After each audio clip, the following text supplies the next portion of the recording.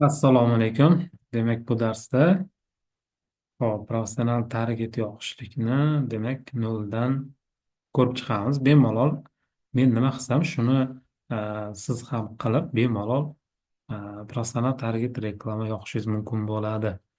Demak, buning uchun Ads menejerimizda sozdать tugmasini bosamiz va bugun vовлеченность maqsadiga reklama yoqishlikni ko'rib chiqamiz. Э, Demak, vовлеченность maqsadini tanlaymiz и продолжить tugmasini bosamiz. Bu joyda Facebook ikki xil variant beryapti bizga. Bitta o'zini tavsiyasini beryapti.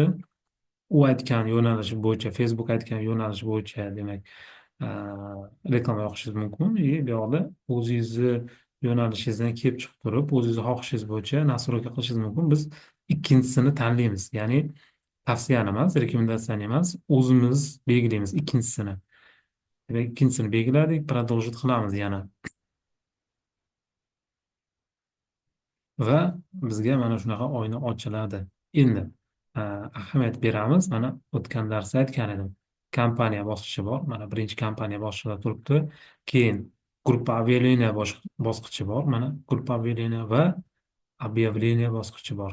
Mana объявление bosqichi. Mana uchta bo'limda biz ma'lum bir ish harakatlarini bajarishimiz kerak bo'ladi. Demak, birinchisida mana a, kompaniya bo'limida turibmiz.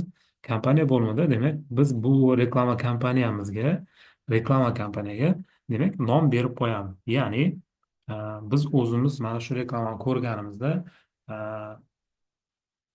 bizga tushunarli bo'lishi uchun e, bu reklamani ichida qanaqa reklamalar bor, qanaqa nastroykalar bor tushunishimiz uchun bunga nom berib qo'yishimiz kerak bo'ladi. Ya'ni men e, buni nom qo'yish bo'yicha ham darslik bor. Xudo xohlasa uni ham tashlab beraman.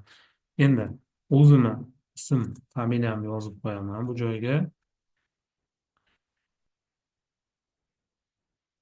Demak, vовлеченность maqsad direct messagega reklama yoqyapman.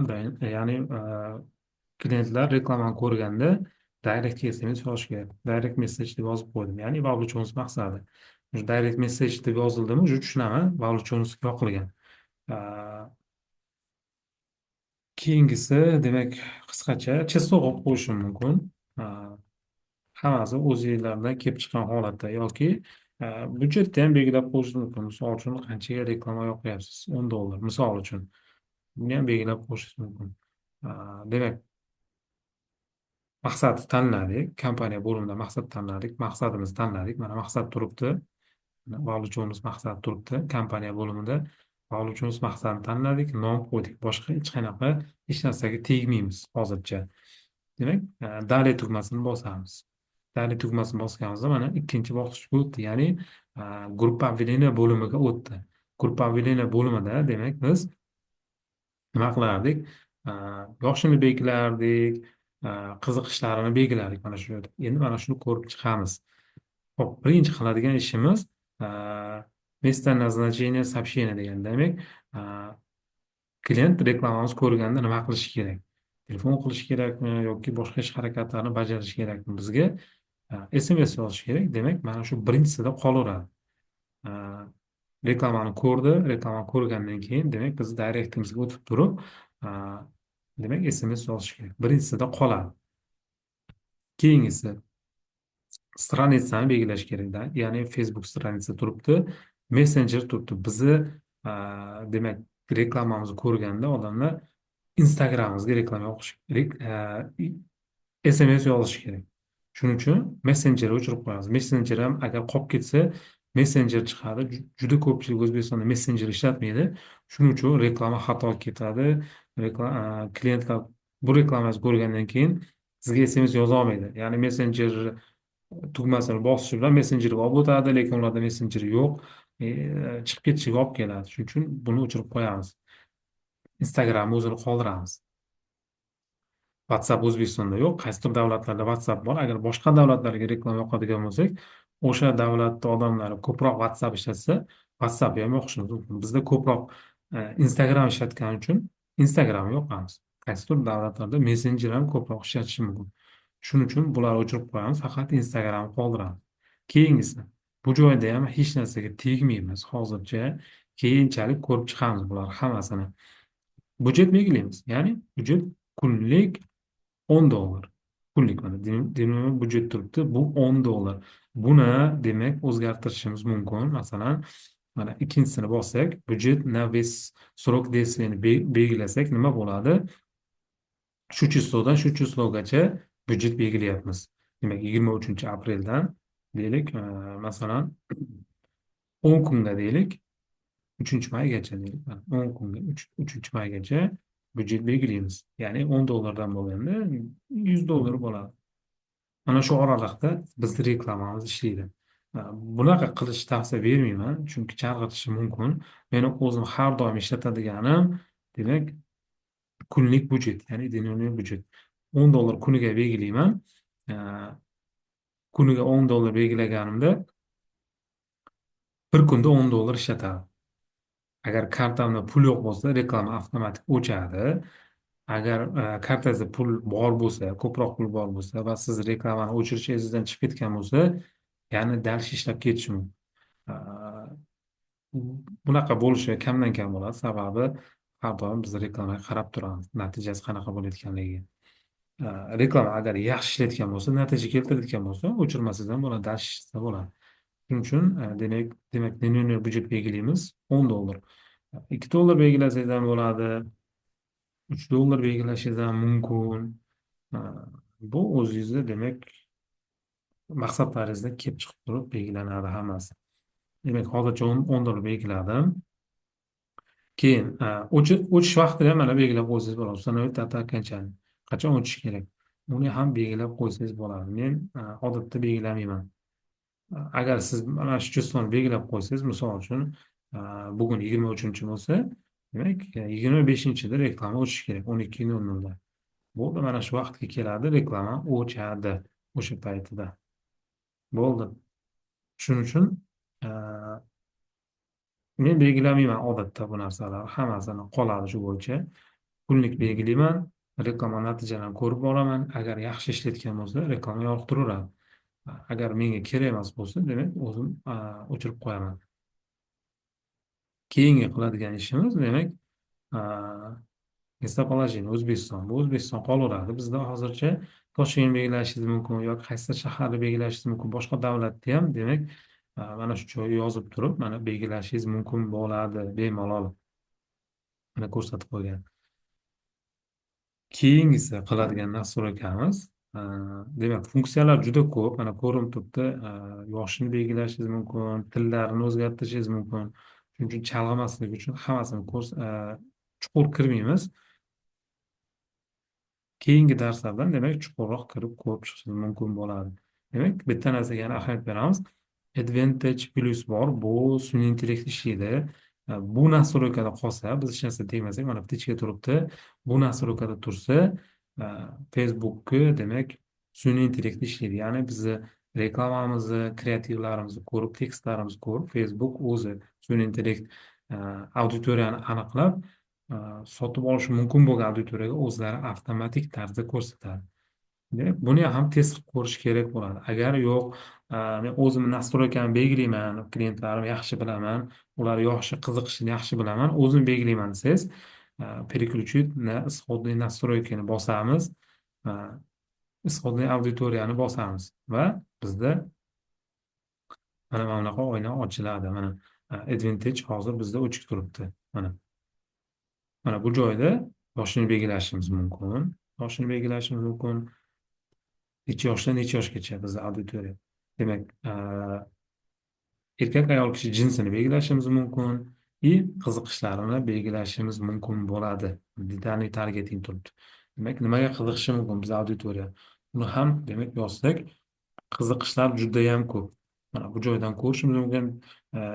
Demograficheskiy bor, o'z qiziqishi bor, поведение bo'yicha belgilashingiz mumkin. Hammasini ko'rib chiqishingiz mumkin. Mana juda ham ko'p funksiyalar bor. Hammasini ko'rib chiqishga demak vaqtimiz yetmaydi. O'tirib sekin bittadan ko'rib chiqsangiz bo'ladi. Mana juda ham ko'p qiziqishlar bor. Endi men odatda nima qilaman? Misol uchun qiziqish belgilayotganda mana bunaqa yozsa bo'ladi. Misol uchun mana вовлеченный покупатели. Ya'ni bu auditoriyada demak вовлеченный покупатель qiziqishni belgiladim men. Misol uchun belgilaganimda shu auditoriyaga yaqin odamlar ham chiqarib beradi. Ya'ni e, mana bossak boshqalari ham taklif qiladi Facebook. O'zingizga ma'qul kelganini tanlashingiz mumkin bo'ladi. Auditoriya judayam nima deydi, chuqur mavzu. Hozir sizga bittada buni tushuntirishim qiyin. A, Shuning uchun boshida maslahat beraman. A, Boshlang'ichiga agar hali yangi bo'lsangiz, demak, Advantage Plus o'zida o'sha sun'iy intellekt bo'yicha ishlab tursangiz bo'ladi. Ya'ni hech qanaqa qiziqish belgilamaysiz boshlang'ichiga. Keyinchalik shu reklamalarni ustasi bo'lganingizdan keyin, ozgina reklama yoqib, ko'zingiz o'rgangandan keyin, tushuncha ko'proq paydo bo'lgandan keyin, demak, bu joyga o'tsangiz bo'ladi. Qiziqishlar juda yam ko'p. Shuning uchun kirib ko'rib chiqish kerak va ozgina vaqt sarflash kerak bunga ham. Ho'p, Advantage'da qoldiraman men. Чтобы tushuncha paydo bo'lishi uchun mana Advantage'da qoldi. Yana sun'iy intellekt bo'yicha ketadi reklamamiz. Место размещения, ya'ni bizni reklamalarimiz qayerlarda chiqishi kerak. Yana mana redaktorni bosamiz. Ikki xili bor. Advantage bor bunda ham. И ручной o'zimiz demak belgilashimiz mumkin auditoriyani. Qayerlarda reklamamiz chiqishligini. Ya'ni qanaqa bo'ladi? Facebook o'ziga biz qo'yib bersak, bizni reklamamizni har xil platformalar chiqaradi. Facebookda chiqarib ko'radi, Instagramda chiqarib ko'radi, Messengerda, hamma joyda ozgina chiqarib ko'radi. Qaysi demak o'sha место размещениyadan auditoriya qiziqish bildirsa, klientimiz chiqsa, o'sha joyga ko'proq pul sarflaydi. Bizni byudjetimizni ko'proq sarflaydi. Agar biz ручной belgilasak, demak, mana ikkinchisida ручной belgilaymiz. Ручной belgilasak, mana ko'rsatib qo'ygan Facebookda, Instagramda, Messenger, Audience Networkda. Demak, aynan shu biz belgilangan joylarda reklamani chiqaradi. Men odatda, demak, mana shu ikkinchisidan foydalanaman. Facebookdan ham kamdan kam foydalanaman. Yana bitta B2B biznesimiz bor, ya'ni ko'proq kompaniyalar bilan ishlaydigan biznes reklamasini yuritamiz. Ular bilan ishlaganda, demak, Facebookdan foydalanaman. Boshqa masalan Tibet tuzga reklama yoqmoqchimanmi? Facebookda hali auditoriyasini ko'rmadim, borligini test qilib ko'rish kerak, balki bordir. Ko'pincha demak buni o'chirib qo'yaman, faqat Instagramni qoldiraman. Instagramni qoldirganimda ham mana ko'rsatib qo'ygan. Qayerlarda reklama chiqishi mumkin? Lentada chiqarishingiz mumkin, lenta Instagram profilda chiqarishingiz mumkin, interesni Instagramda chiqarish mumkin. Demak, hamma joyda Reelsda chiqarishingiz mumkin, Storiesda chiqarishingiz mumkin. Hamma joyda sizni reklamalarni chiqarishingiz mumkin. Buni hammasini o'zingiz belgilaysiz. Mana lentada turibdi, mana yonida ko'rsatib qo'ygan. Qanaqa chiqadi lentada chiqqanda. Interesniyda bo'lganda qanaqa chiqadi reklamangiz. Taxminiy ko'rsatib qo'ygan. Demak, storieslarda qanaqa chiqadi, mana ko'rsatib qo'ygan. Hammasini o'zini razmerlari bor, mana razmerlarini yozib qo'ygan. Masalan, storiesda reklama chiqarmoqchimisiz, sizni demak reklamangizni kreativingizni razmeri 9:16 formatda bo'lishi kerak. Agar lentada chiqarmoqchi bo'lsangiz, mana 1:1 format bo'lishi kerak. Bunga ham ahamiyat berish kerak yoki 4:5 format bo'lishi kerak. Bunga ham ahamiyat bering. Siz qayerlarda ko'proq reklama chiqarmoqchisiz? Agar lentaga ham, storiesga ham bir xil kreativ joylayman desangiz, kreativlaringizni qaysidir joyi qirqilib ketadi. Misol uchun, storiesda mana полный ekran turibdi. Lentada chiqaraman desangiz, mana o'sha qirqilib ketadi. Ko'rdingizmi reklamalarni? Shuning uchun bunga ham ahamiyat beradi. Qayerda reklama chiqarmoqchi bo'lsak, aynan o'sha joy uchun alohida kreativni montaj qilib qo'yishimiz kerak. Razmerlarni to'g'irlab turib. Demak, место размещения ketdi. Facebookka o'chirib qo'ydim. Faqat Instagramda chiqadigan qildim reklamalarimni. Bular ham qoladi o'sha joyda. Demak, dalay qilamiz. Bu joyda demak auditoriyani belgilaganingizdan keyin boshiga demak mana bu joyga nom belgilab qo'ysangiz bo'ladi. Ya'ni demak, gruppavileniyasi nomi nima bo'ldi? Qanaqa qiziqish belgiladingiz? Qaysi auditoriya belgiladingiz? Bularni yozib qo'ysangiz bo'ladi. Ya'ni biz hozir advantage qoldi. Shuning uchun advantage belgilab qo'ydim. Keyinchalik men qanaqa auditoriya belgilaganligimni mana shu joydan turib siz ko'rishim mumkin. Keyin dalini bosamiz. Uchinchisi demak объявление bosqichi. Ya'ni объявление bosqichida biz kreativlarimizni, tekstlarimizni yozishimiz kerak bo'ladi. Buning uchun demak, bu joyda endi qiladigan ishimiz настройка reklama bor. Demak, настройка reklama yangidan o'zimizni reklama kreativlarimizni demak bu joyga skachat qilishimiz mumkin. Ikkinchisi, Instagramimizda bor kreativga demak reklama yoqishimiz mumkin. Создать reklama tursa, yangidan reklama kreativlarimizni Facebook Ads Manager'ga demak skachat qilamiz. Существующий kontent bo'lsa, demak mana bu belgilasak, уже avtomatik tarzda bizni Instagramimizdagi bor kreativlarni chiqarib beradi. O'zimiz mana Instagramda mana joylangan kreativlar bor, tayyor. Mana shularga ham reklama yoqib yuborishimiz mumkin. Buni plyus tarafi nima bo'ladiki, mana prosmotrlari, layklari, kommentariyalari saqlanib qoladi. Agar biz agar biz yangidan reklama sozdат qilib turib, sketchat qilib reklama yoqsa, keyinchalik reklama o'chirsak, bu demak prosmotrlar o'chib ketishi mumkin. Hamma joyda har xil ishlatiladi. Bu ham o'sha reklama maqsadidan kelib chiqib turib, sozdат reklama ishlatishingiz mumkin yoki Instagram o'zidagi bor kreativdan foydalanishingiz mumkin. Ya'ni Instagramingizga yuklagan kreativdan foydalanishingiz mumkin. Hozircha, demak, deylik, mana shu ikkinchisidan foydalanib turamiz. Instagram o'zidagi bor kreativdan foydalanib turamiz. Mana ikkinchisini belgiladim. Bu ham qolsa bo'ladi. Bu nima degani? Instagramda demak sizga tavsiyalar chiqadi, reklamalar. Bir qancha reklamalar chiqadi agar ko'rgan bo'lsangiz. Buni ichida sizni reklamangiz ham chiqishi mumkin. Agar buni o'chirib qo'ysangiz, u joyda reklamangiz chiqmaydi. Yoqib qo'ysangiz, o'sha Instagramda o'tirganingizda ko'p reklamalar ichida sizni reklamangiz chiqadi. Agar buni belgilab qo'ysangiz. Keyingisi kreativ belgilaymiz. Demak, qaysidir kontentni demak kreativni tanlaymiz. Hop, deylik, masalan, bittasini mana tanladim. Bu Instagram o'zidagi bor kreativ belgiladim va bir qilamiz. Demak, Facebook mana o'ziga demak hozir yuklaydi buni. Plyus tarafi bu joyda Instagramingizda qanaqa tekst yozilgan bo'lsa, demak, videoni tagidagi teksti u ham qoladi shu joyda.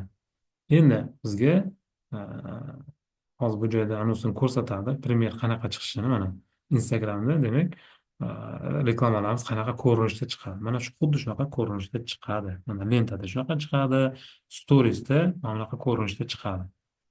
Keyin mana tagida подробный tugmasi turibdi, reklamamiz chiqib turibdi va подробный tugmasi turibdi. Endi buni mana shu joyda o'zgartirishimiz mumkin.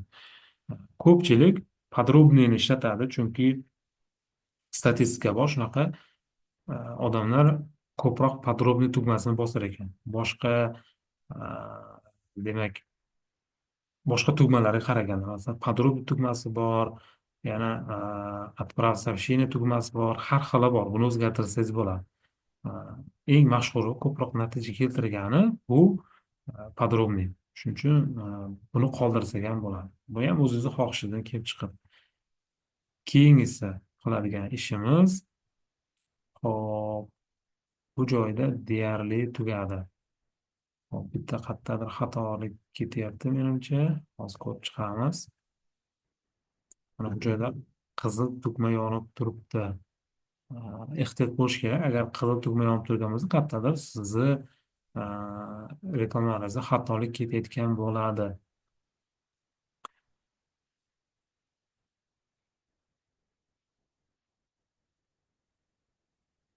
Hop, tugmani o'zgartiring deyapti, lekin bu joyda tugmani o'zgartirish chiqmayapti. Hop, qayerdadir xatolik bor shekilli. Hozir topamiz. Demak, advantage o'taylik. Xatolik bor ekan.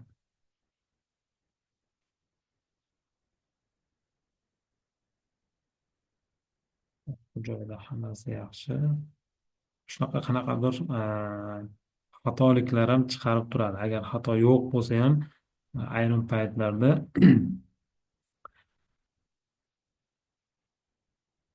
Facebookda shunaqalar chiqib turadi.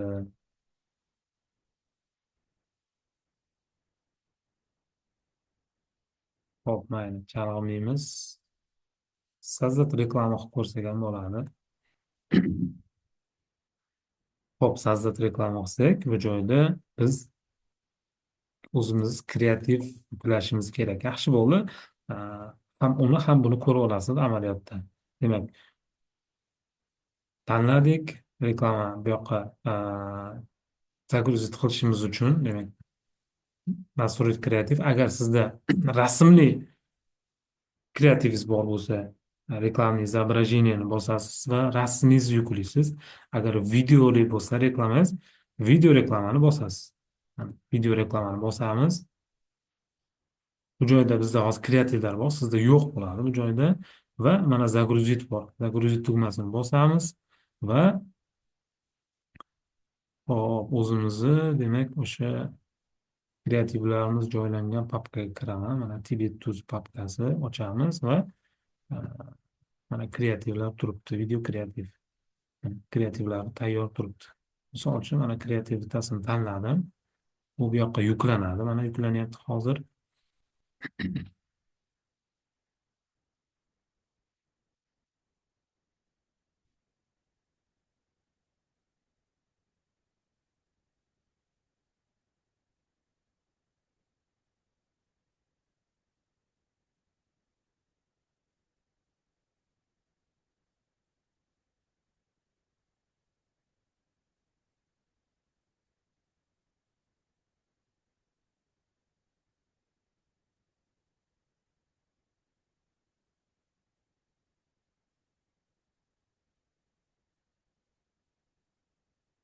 Kreativimiz yuklandi. Dalya bosamiz. Bu joyda ham dalya qilamiz. Mana boyagi joyga keldik. Ya'ni e, 9x16 format turibdi. Kvadratni, ya'ni e, bu storiesda chiqadigan varianti, bu lentada chiqadigan varianti. Ikkalasi ham hozir menda kesilmagan. Endi qarang, rekomendatsiyani bossam, reklamani qaysidir qismlari mana tepalari kesilib ketdi. Agar bizda tepalarda so'zlar bo'lganda kesilib ketishi mumkin. Shuning uchun e, bu joyga reklamani demak qo'yishdan oldin formatlari to'g'rilab olishimiz kerak. Oldindan montaj qilib olishimiz kerak bo'ladi. Bo'lmasa mana shunaqa reklamalarimiz taglari, tepa qismi qirqilib ketishi mumkin bo'ladi. Demak, dalyani bosamiz. Menda tepalarda hech qanaqa so'z yo'qligi uchun demak qoldirdim. Yana gatovo qilamiz yoki mana bu joyga kreativ tekstimiz yozsak bo'ladi. Qanaqadir ho'p, misol uchun tekst mahsulotingiz haqida ma'lumotlar kiritasiz va buni ham o'zini qoidasi bor. Keyinchalik beraman buni ham qoidasini. Tekstda nimalar bo'lishi kerak, qanaqa formuladan foydalanish kerak, bular ham berib o'taman. Hozircha endi sizlarga tushunarli bo'lishi uchun masalan yozib qo'yaman. Buyurtma berish uchun direktni yozing. Misol uchun yozib qo'ydim bu narsani gatovo qilamiz. Buni ham o'zini demak qoidalari bor, formulasi bor. Demak, kreativimiz uylanyapti hozir.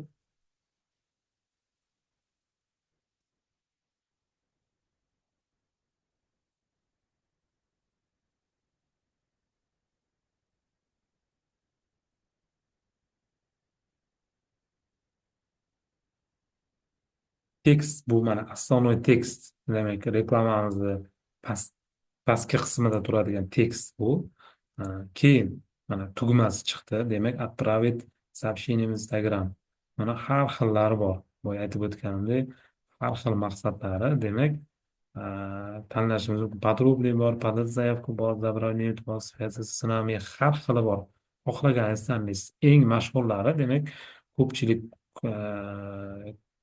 aynan o'sha tugmani bosadiganlari подробный bor, подать заявку bor и отправить сообщение bor. Demak, отправить сообщение qoladi. Direct messajda отправить сообщение qolgani yaxshi. Demak, kreativimiz mana ko'rsatib qolgan lentada qanaqa chiqishligi и storiesda qanaqa chiqishligi. Mana отправить сообщение turibdi, tagida tekstlari turibdi. Demak, Instagramda storiesda mana shunaqa xuddi shunaqa holatda chiqadi. Keyingi qiladigan ishimiz demak kreativimizni yukladik, tekstlarini yozdik, tugma qo'ydik tagiga. Endi odamlar demak отправить сообщение tugmasini bosganda ularga nima xabar borishi kerak? Ya'ni buni mana shu joydan demak nastroyga qilamiz. Misol uchun mana noldan ko'rsatib berish shu narsani.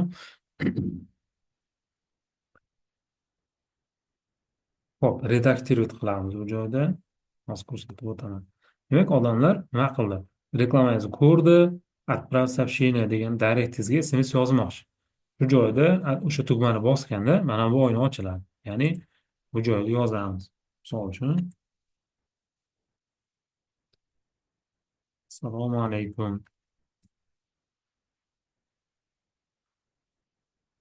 Sizga qanday yordam bera olaman deylik. Bu o'sha o'zingizdan o'zingizdan kelib chiqiladi maqsadingizni. Demak, odamlar reklamangizni ko'rib, отправить сообщениeni bosib, direktingizga o'tganda, mana bunaqa oyna ochiladi. Mana ko'rinib turibdi. Mana. Assalomu alaykum, sizga qanday yordam bera olaman? Endi savollar turibdi. Biz savol qo'yishimiz mumkin. Birinchi savol. Misol uchun, bu joyga yozamiz. Buyurtma bermoqchiman.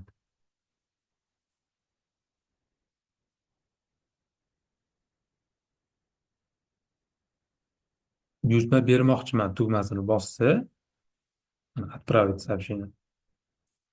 Mijozga nima xabar boradi?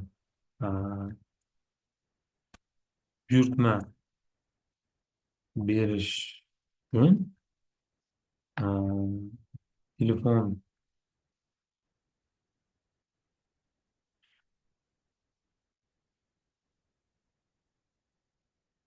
raqamingizni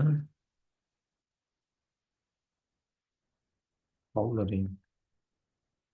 Misol uchun, bu ham o'zingizni ideyangizdan kelib chiqib yoziladi.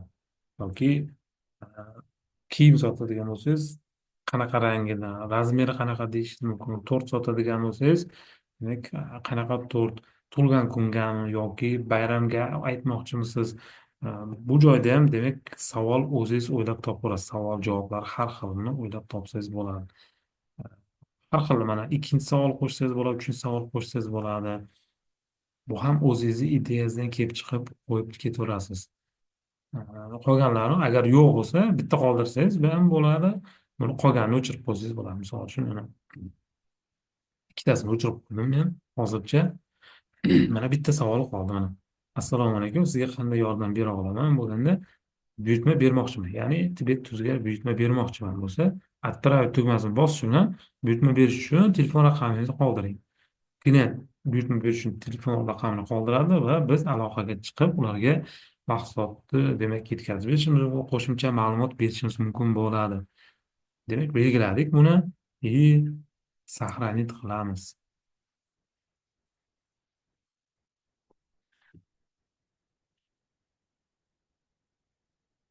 Hop, deyarli bizni nastroykalarimiz tayyor bo'ldi. Reklama yoqishga hamma narsamiz tayyor bo'ldi. Bu bo'limda demak kreativni qo'ydik. Kreativ qo'ydik. Bu joyga kreativingiz nomini yozib qo'yishingiz mumkin bo'ladi. Misol uchun kreativingiz nima haqida? O'shani demak keyinchalik adashmaslik uchun buni ham belgilab qo'ysangiz bo'ladi. Hop, bu joyda nima degan? Misol uchun doimiy charchoq deyilgan ekan. Shuni yozib qo'ysak bo'ladi. Doimiy charchoq haqidagi video kreativ. Har xil kreativ bo'lishi mumkin. Test qilganda demak buni keyinchalik qaysi kreativ yaxshilaganligini bilish uchun demak nomini belgilab qo'ysangiz bo'ladi. Keyingisi bizda demak bu joyda muammo bor deyapti. Demak, qizil yozuv turibdi. Qizil yozuv tursa, reklama ko'pincha ishga tushmaydi. Shuning uchun bu muammoni hal qilib turib, keyin reklama yoqish kerak bo'ladi. Ho'p, endi biz nima muammo ekanligini aniqlashimiz kerak.